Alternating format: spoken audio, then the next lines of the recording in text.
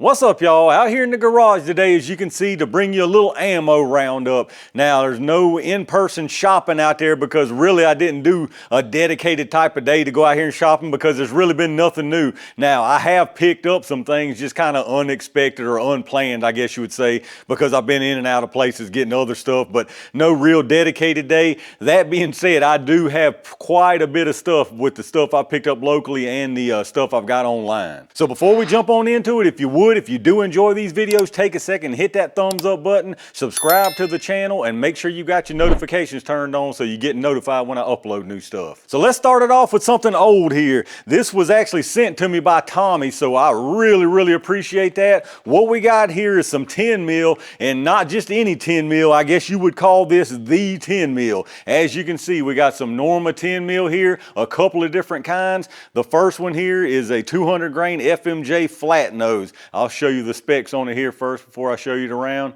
As you can see now, they're saying 1,200 feet per second. I'm sure this is out of a 5-inch because I believe this was formulated for stuff like the Colt Delta Elite and things like that. So 1,200 feet per second. I doubt we're going to hit that out of what I usually test with, so I'm going to stick with it for now, though. As you can see, brass case there with that flat nose. This will be really interesting to see. I don't know about a gel test. I feel pretty sure this is just going to zip right on through both blocks. I definitely want to see some velocities on it to see what we're working with. Again, I mean, it's the 10 mil, I guess you would say, but it's nothing just breathtaking right now just looking at the box, but we'll see what happens.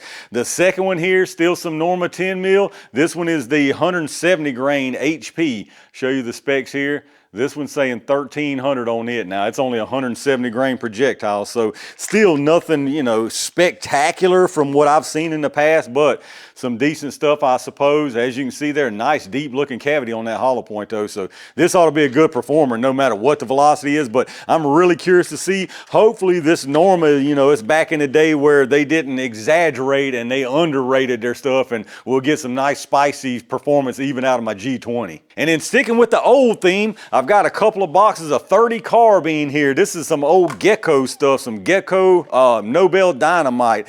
This is just FMJ German made stuff. Now it doesn't even have a weight on it, so I'm assuming it's 110 FMJ. As you can see, nice seal primers, just a standard old FMJ, nothing special. I picked these up actually at the local pawn shop, got a nice deal on these things. And y'all know I picked up something, it's been a while now, in 30 carbine, longer barrel. Man, I finally got something to use as, I guess you could say, a sidearm for it in a shorter barrel. Y'all probably can guess what that is. So definitely some testing coming up on this very soon. So I got a couple of boxes of that, mostly just because of the cool boxes on this. And then moving on from there, I picked up some 20 gauge from my local shop, a few different kinds. Y'all know I tested that 590 and picked up that 590 20 gauge recently and realized I didn't have a whole lot of 20 gauge. So picked up a few different kinds that they had. First thing is the Federal Power Shock number 3 buck here, 2 3/4 number 3 buck. I'll show you what it looks like. Nothing real special, but nice to have some number 3 bucks. Some pretty nice stuff there.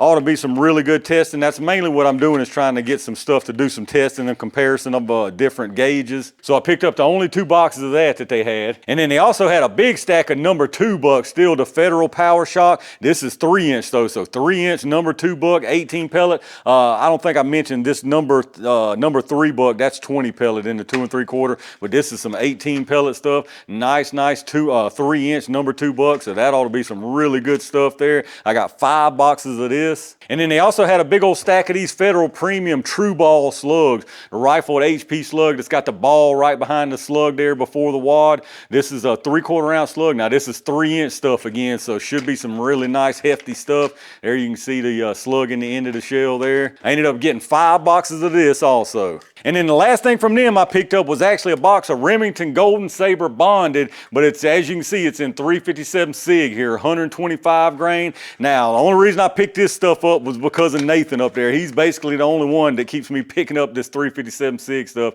As you can see, nice nickel plated case with that bonded Golden Saber projectile, seal primers there. So nice rounds here, and I don't think it's a bad caliber at all, but y'all just know what I think as far as the future and more new tools than anything for 357 SIG. I just think it's on borrowed time, but we got some of this to test. 125 grain, that is at least the original weight, so it should be some good stuff anyway. And in keeping it local for one last thing, at the Rural King, I got a couple of boxes of double aught buck. I went in there for something totally unrelated, and they happen to have this Fiocchi Defense Dynamics. You can see 25 round boxes, 9 pellet double aught buck, 2 3/4. Not real spicy stuff, but 25 rounds. This stuff was only $10.99, so I mean I couldn't pass that up for 25 rounds of double aught buck. So grab 2 boxes of it. And then next up is an online order from PSA. Y'all know they just finally released their steel case 7.62x39. So this is the Soviet arms, the FMJ stuff, 122 grain. They're saying 23.75 here. So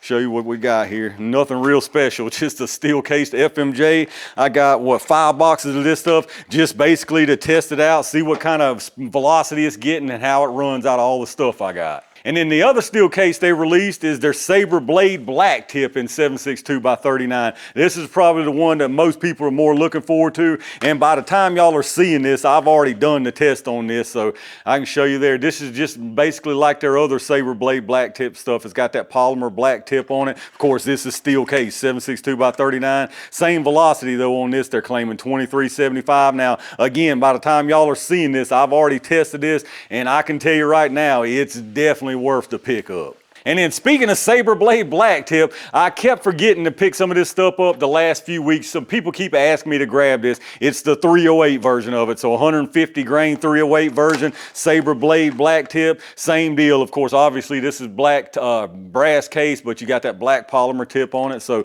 this should also be some really good stuff. I mean, we're talking about 308 here. It's hard to get anything bad in 308. And then the last thing from PSA is some more stuff that somebody asked me to pick up, and something that I had never really noticed or paid attention to. It's some 300 blackout. As you can see, it's the 115 grain Sierra projectile JHP, 21.75 they're saying. Again, I had never really paid any attention to this stuff, but now that I have, it's probably going to give us some good performance. As you can see there, I reckon we're going to get some really nice expansion from this stuff, probably even out of shorter barrels. And then last but not least is a couple more blue boxes of Corbon. Now, these weren't sent to me by Corbon. This was sent to me by Jerry, so I really appreciate that. This is their 40 Smith & Wesson 140 grain DPX, the deep penetrating expanding copper round. So these are copper expanders, as you can see there.